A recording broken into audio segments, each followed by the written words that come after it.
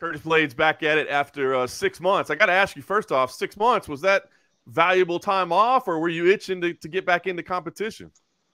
No, it's always valuable time off. Whenever you're off, it's a time to grow. Like I feel like a lot of guys like to get in 4 fights a year.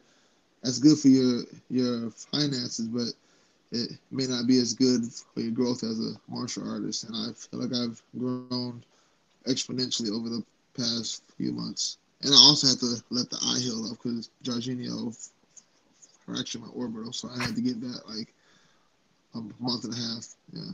Oh wow! I didn't realize there was a fracture there. That's nothing you can do, right? You just got to kind of wait it out and make sure nothing happens. Yeah, we didn't have to get surgery; just it healed on its own. So like it wasn't like a major; it was like a small like hairline. Nice. Still got to be careful with that, of course. Well, you're back now. You're headlining again. I mean, you've been here before. I'm curious. I mean, does that still do anything for you? Does it add like any excitement or any fun to like see your face on the poster or anything like that? Yeah, I mean, it's still exciting. It's not as exciting as the very first time, which was against Junior Dos Santos. Like that was no. I think my first one was Beijing in Ghana. That was very exciting because it was in another country. It was against a guy that I already had a loss against, so I had that going. And yeah, that was a bigger. The energy felt different. Now it's 4 years later. My emotions are a lot more under control, and I see this as more just business. It's just a job. Yeah, no question. I do wonder how you think about media day when you're the main event. Is it can't wait to get out there and talk to these guys, or is it like, oh man, I got to deal with these jackasses again? Not jackasses, but we've spoken a few times. I don't know if you notice. I'm not the most talkative, most braggadocious dude. Like you guys kind of have to pull it out of me. So I feel bad for you guys. Not for me. I feel bad for you. I make your job hard. For that, I apologize. That's so funny. That's so funny that you see it that. Well, that's why I always wonder because, like you said, you're not. So I just want every time we talk, and you're always nice, man. You're always polite. But I just wonder. I'm like, polite, yeah. I'm like, does he hate this? Like, is he just looking at me going, John, I wish you would leave me alone? No, I don't.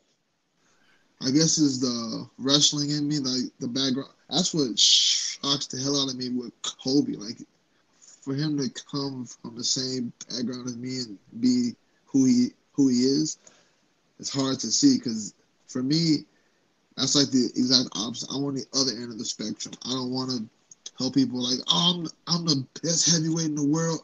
I do believe I'm one of the best heavyweights in the world. I do believe I am the best wrestling heavyweight, and I believe that my striking has grown leaps and bounds. But just I'm more of a doer. I don't want to talk smack about it. I just want to do it. Like if you don't believe me, I'll show you. I'm not going to argue with you about it because that's just words. Like we can go back and forth for hours, days, but I'll just do it. So that's more my style. I can respect that. And you absolutely are one of the best heavyweights in the world. I was actually going to ask you about your training. You know, a lot of the clips I saw you posting online, it was really just predominantly boxing. So I wonder, I mean, striking, is that really what you focus on? Because you said you're one of the best wrestling heavyweights. Do you still have to wrestle to keep sharp, or is it all about developing the striking game? I mean, it's like 40% striking, boxing, another 20% jiu-jitsu, another 20% jiu-jitsu with small gloves on, and then 10 to 15 on the wrestling. Like the wrestling, I've been doing that since 05, and I was a natural. Like, I don't mean to toot my own horn, but it didn't take as much. Like I didn't have to think about how do I step, it just works. Like everything else, I have to put more mental energy into it. So I wrestle once a week, Wednesday afternoons for about an hour and a half.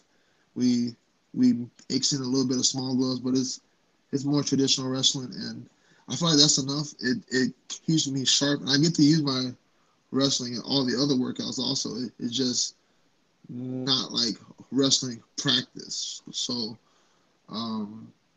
yeah, I feel like my wrestling is still very sharp. It's still my best skill set, but the gaps between my wrestling and jiu-jitsu and my striking, I'm beginning to close those gaps, which I'm really happy about.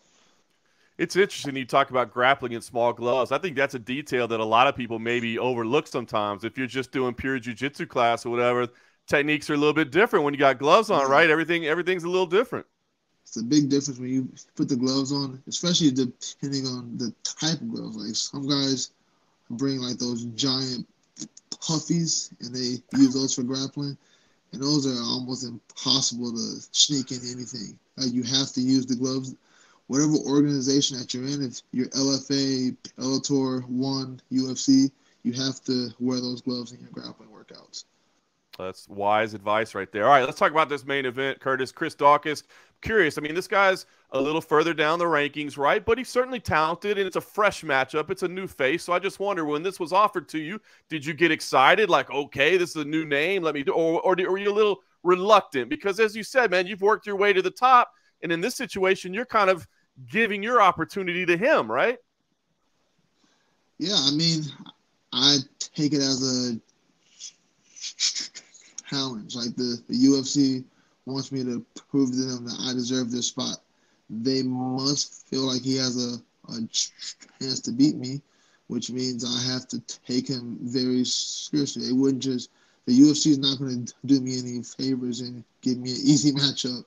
So, yeah, I take it as a challenge, and I aim to prove why I've been in the top 5 for like the last 2 or 3 years. Yeah, absolutely. Stylistically, when you look at him, does he do anything unique? Is there anything that is going to be a challenge, or is this similar to people that you faced before, things that you've seen at this point?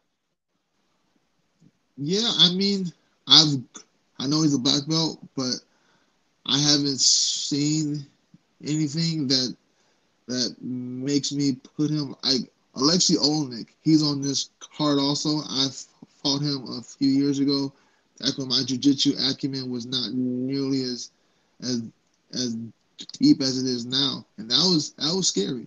Like I still took him down like 4 or 5 times, but it was scary because you don't know what a guy, when the skill gap is that huge, you don't know what he's going to do. Thankfully, we were able to get to find a win. We were able to be smart with our takedowns, keep our elbows in and all that stuff. But I feel like that was like the skill gap then. That was a time for me to be worried. Now I've been doing jiu-jitsu for a lot longer. Like I said, that was in 2017.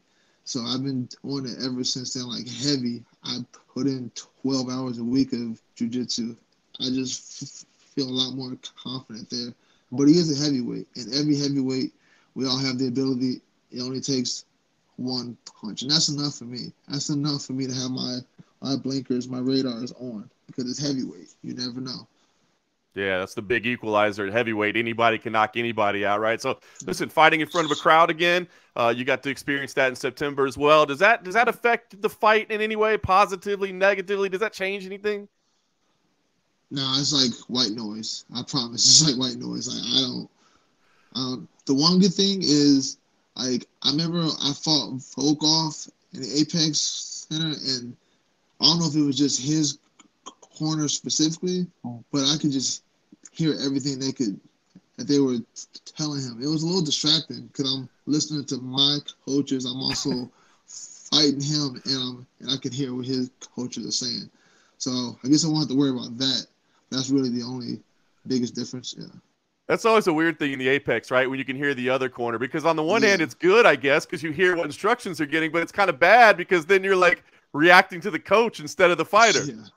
Yeah. So it was nice to not have to deal with that with Jorginho. Like I didn't hear anything they were saying, and that's good. That's how I like it. I dig it, man. All right, well, listen, I got to ask you. I mean, you've been gunning for that title fight. This is a big fight, a main event. We're hearing this whole interim title discussion that maybe Nagano's going to be out long enough that we're going to need to get an interim title. Are you letting yourself think about that at all? Because, I mean, you win here. I got to think you're at least in the discussion. Are you thinking about that at all? Or is that, at this point in your career, do you know not to let yourself get involved in that? Yeah, I do think that the opposite. I don't have mental energy to spend on unknowns out of my hand, things out of my hand.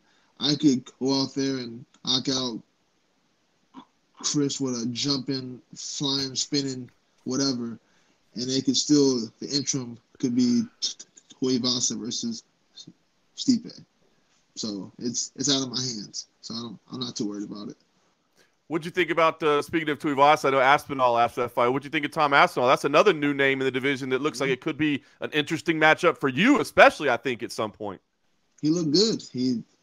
Like I said, I've been in there with Volkov. I respect the hell out of Volkov. He's a very smart, very technical fighter. And for him to get submitted like that, that just means that Aspinall is the real deal. Like, he's legit. When you see guys like that, do you think, oh, can't wait to get to that one? Or do you think, this guy doesn't deserve to be with me yet? What's your thoughts when you see things like that? After a win like that, like, no, he's on my level. He's in top 5 level, and that's where I am. I've only shown I'm top 5. I haven't shown I deserve the belt yet. So right now, I think we're equal, and he is someone that we could potentially. No, we probably will end up fighting. I don't know when. There's him. There's Gon. There's Tuivasa. There's a lot of new names now. So who knows? Yeah, all great matchups. I bet they're all going to happen down the line because I know you're going to be around for a while. So be here. Yeah, I'll probably get to all of them. We're gonna be here. I love it. Well, it's Chris Daukaus up first, I guess. Curtis, what's the biggest thing here, man? What's the important thing for you? The goal? I mean, obviously it's winning, but is this fight, as you said, is it about proving something? Is it about getting your name mentioned in this potential title shot, or is it something else? What's the goal here for you?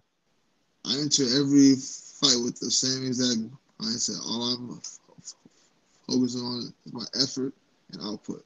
The same mindset I had against Derek Lewis is the same one I had against Volkov and the same one I had against Junior Dos Santos. Sometimes it works out, sometimes it don't. And that's the only way I can do this job. Because everything else, you can't worry about. Like, it's out of your hands. Like I said, like, that's the biggest thing I've taken away from this. And that's something I will teach my daughter. Like, focus on the things you can focus on. Regardless of what you're doing. Like, if you have a normal job, if you're an athlete, don't worry about the weather. You can't control the weather. Don't worry about this. Focus on what you can control. That's great advice for anybody, Curtis. You didn't make my job hard at all, man. You're fantastic. I know I appreciate your time. I know you don't necessarily love doing these, but I appreciate you doing it, man. And wish you best of luck on Saturday, man. It's going to be a great one on ESPN. Everybody needs to tune in, right? Thank you. I appreciate that, sir.